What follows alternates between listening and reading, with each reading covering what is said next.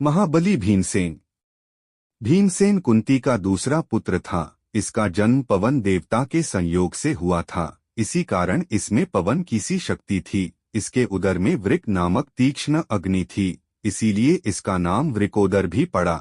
जिस समय इसका जन्म हुआ उसी समय आकाशवाणी हुई थी कि भीमसेन वीरों में श्रेष्ठ होगा और यह बड़े बड़े सेनानियों को पराजित करने की क्षमता रखेगा। इसकी देह वज्र के समान कठोर थी। कहा जाता है कि एक बार माता कुंती इसको गोद में लेकर बैठी थीं। यह सो रहा था। उसी समय सामने से एक व्याघ्र चला आया। उसे देखकर कुंती घबराकर उठ बैठी। अचानक उठने के कारण भीम नीचे चट्टान पर गिर पड़ा, लेकिन फिर भी उसके शरीर पर किसी प्रकार की चोट नहीं आई। वह बचपन में ही इतना पराक्रमी था कि मोटे तने वाले पेड़ों को अकेला ही हिला दिया करता था। जब कौरव वाटिका में खेलने जाते थे तो वह भी वहां पहुंच जाता था और पेड़ों पर चढ़े हुए कौरवों को पेड़ हिलाकर नीचे गिरा दिया करता था। विशेष रूप से दुर्योधन को वह बहुत ही परेशान किया करता था। इसी से दुर्योधन तथा अन्य कौरव उससे बड़ी ईर्ष्या करते थे। इसी ईर्ष्या के कारण दुर्योधन ने तो एक बार उसे मारने के लिए मिठाई में विष मिलाकर उसको खिला दिया था। इसके पश्चात दुर्योधन उसको बहकाकर जलक्रीड़ा करने ले गया। जल के भीतर ही भीम बेहोश हो गया और पानी में डूब गया। दुर्योधन ने और ऊपर से एक लात मार दी। पाताल में जाकर वह नागकुमारी के ऊपर गिरा तो उन्होंने उसको डस लिया। इससे उसका पहले का विष उतर गया, क्योंकि एक विष दूसरे विष का असर मिटाता है।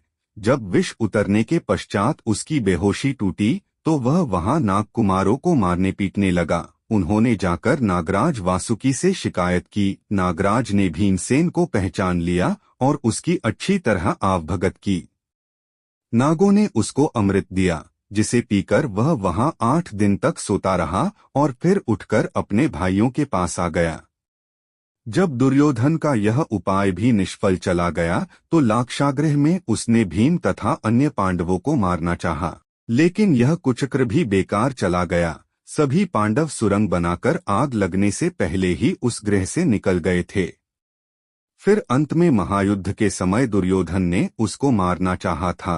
पुरानी ईर्ष्या के कारण ही तो उसने अपने साथ द्वंद्व युद्ध करने के लिए उसको छांटा था, लेकिन वहां भी उसका इरादा पूरा नहीं हो सका। भीमसेन ने आखिर उसका काम तमाम कर ही डाला। हाँ, यह अवश्य है कि यदि कृष्ण तरकीब नहीं बताते तो शायद दुर्योधन को पराजित करना बहुत कठिन पड़ता। दुर्योधन भी तो बलदाऊ का शिष्य था।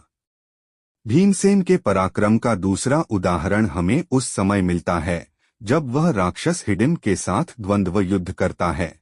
हिडिंब बड़ा ही भयानक और पराक्रमी राक्षस था। यह भीमसेन के ही बस की बात थी कि उसको पराजित करके उसकी बहन हिडिंबा से शादी कर ली। पहले तो कुंती ने इस शादी के लिए आज्ञा नहीं दी, लेकिन हिडिंबा के प्रार्थना करने पर भीम को अनुमति मिल गई। शर्त यह थी कि एक पुत्र होते तक ही भीम उसके साथ रहेगा। घटोत्कच भी इतना पराक्रमी था कि एक बार तो इसने कौरवसेना के छक्के छुड़ा दिए थे। उसने आकाश में आग बरसाना प्रारंभ कर दिया था। कौरवसेना का उसने इतना भीषण विनाश किया कि कर्ण को आखिरकार उसके ऊपर इंद्र की दी हुई अमोघ शक्ति छोड़नी पड़ी। तब वह मरा। साधारण अस्त्र शस्त्र तो उसका कुछ भी नहीं बिगाड़ पाए। हिडिंब राक्षस ने बाद में कितनी ही बार भीमसेन से बदला लेने की कोशिश की, लेकिन उसका सारा प्रयत्न निष्फल गया था। जिन राक्षसों को भी वह भेजता था उन्हें ही भीम मार डालता था। एक चक्रा नगरी में रहते समय उसने बक नामक राक्षस को मारा था और इस तरह वहां के निवासियों के संकट का निवारण किया था। गिरिव्रज में जाकर उसने जरासंध को युद्ध करके पछाड़ा था। वह महान योद्धा भी था। राजसूय यज्ञ से पहले उसने पांचाल, विदेह, गंडक और दशार्ण प्रभृति देशों पर विजय प्राप्त करके पुलिन्ह नगर के स्वामी सुकुमार, चेदिराज, शिशुपाल कुमार राज्य के स्वामी श्रेणिमान, कौशल देश के राजा वृहदबल, अयोध्यापति दीर्घयज्ञ और काशीराज सुबाहु प्रभृति से कर वसूल किया था। इसके पश्चात उत्तर दिशा पर चढ़ाई करके मोदागिरी और गिरिव्रज आदि के राजाओं को तथा शक, बर्बर और समुद्र तट के निवासी म्लेच्छ आदि को वश में कर लिया था। भीमसेन बड़े ही क्रोधी स्वभाव का था। धैर्य उसमें अधिक नहीं था।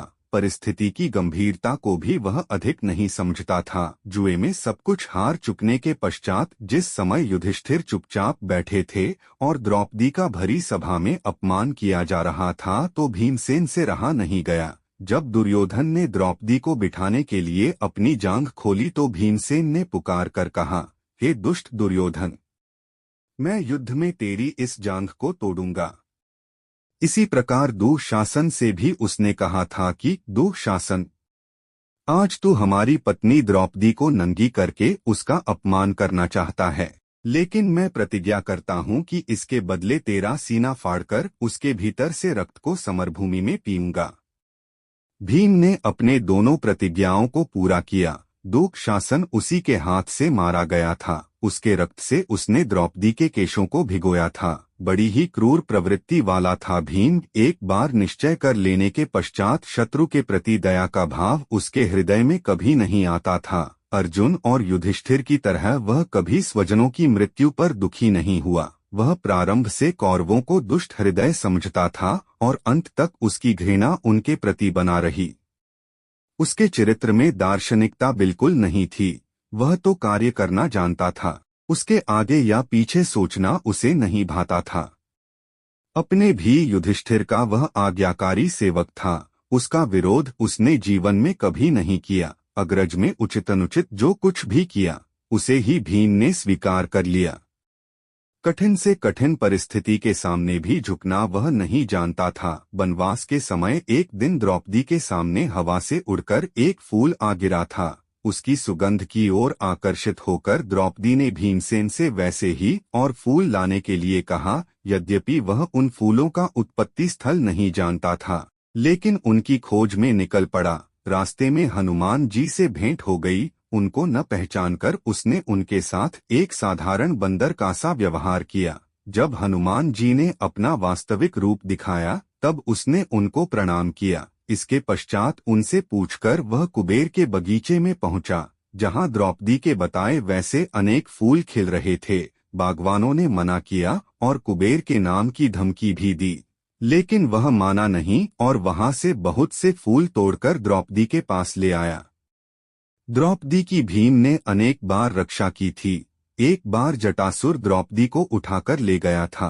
तब उस असुर को मारकर भीम ने द्रौपदी की रक्षा की थी। फिर जब जयद्रथ उसको उठाकर ले गया था तो उसी ने अर्जुन के साथ मिलकर द्रौपदी को छुड़वाया था और जयद्रथ को बुरी तरह पराजित किया था। उस समय यदि युधिष्ठिर नहीं रोकता तो वह जयद्रथ को जीवित नहीं छोड़ता। अज्ञातवास के समय भी भीम ने अपना पराक्रम दिखाया। वह उस समय वल्लभ नामधारी रसोइया था। द्रौपदी का नाम सैरंध्री था। राजा विराट का सेनापति और साला कीचक द्रौपदी को बड़ा तंग करता था। उससे क्रुद्ध होकर वल्लभ नामधारी भीम ने कीचक को मार डाला था। वह द्रौपदी की करुण अवस्था देख नहीं सका था, इसीलिए भावावेश में आकर इस काम को कर गया था। वैसे देखा जाए तो अज्ञातवास के समय यह करना उचित नहीं था।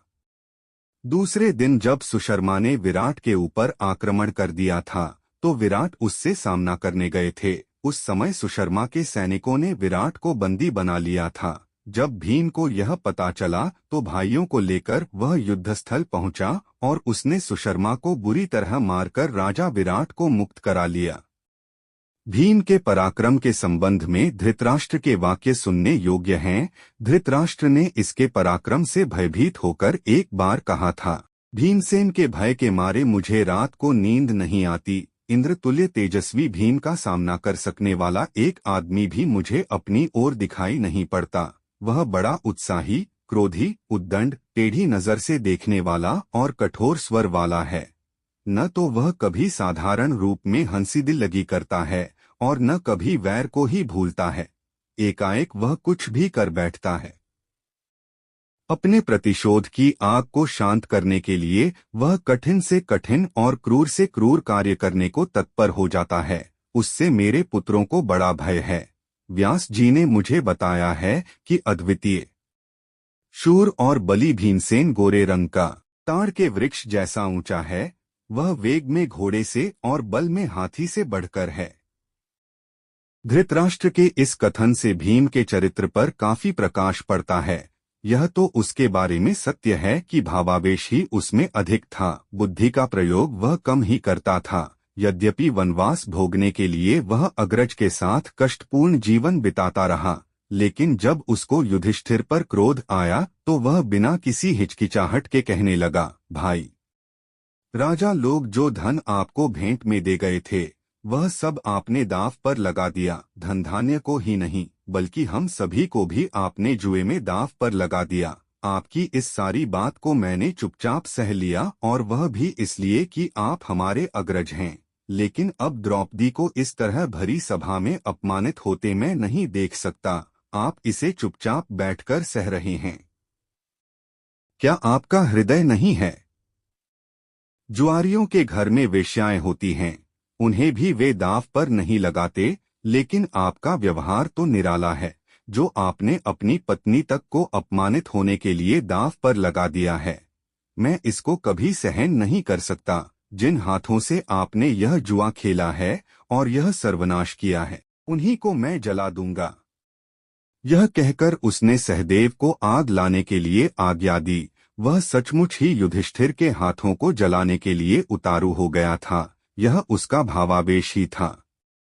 वह पूरी तरह सरल स्वभाव का व्यक्ति था। छलकपट में वह विश्वास नहीं करता था, बात को सीधे कहने में ही उसका विश्वास था। पुत्रों के मारे जाने पर धृतराष्ट्र जब युधिष्ठिर के आश्रम में रहकर जी खोलकर दान पुण्य किया करते थे, तो भीमसेन कभी कभी एकाध लगती हुई बात कह देता था। बात कहकर वह इस बात की परवाह नहीं करता था कि वृद्ध धृतराष्ट्र के हृदय पर इसका क्या प्रभाव पड़ेगा। इस तरह हम देखते हैं कि भीमसेन के चरित्र की महानता उसकी सरल हृदयता में है। उसका पराक्रम तो बड़े बड़े योद्धाओं को चकित कर देता है। 8 बार उसने द्रोणाचार्य के रथों को उठाकर तोड़ डाला था। जब कभी वह सेना के बीच मारकाट करता निकल जाता था तो ऐसा लगता था मानो कोई सिंह साधारण प्राणियों के बीच घुस आया हो। अपनी गदा के प्रहारों से वह कुछ ही क्षणों में असंख्य सैनिकों को पृथ्वी पर सुला देता था। दोस्तों, वीडियो अच्छी लगी हो तो लाइक और सब्सक्राइब जरूर करें। धन्यवाद।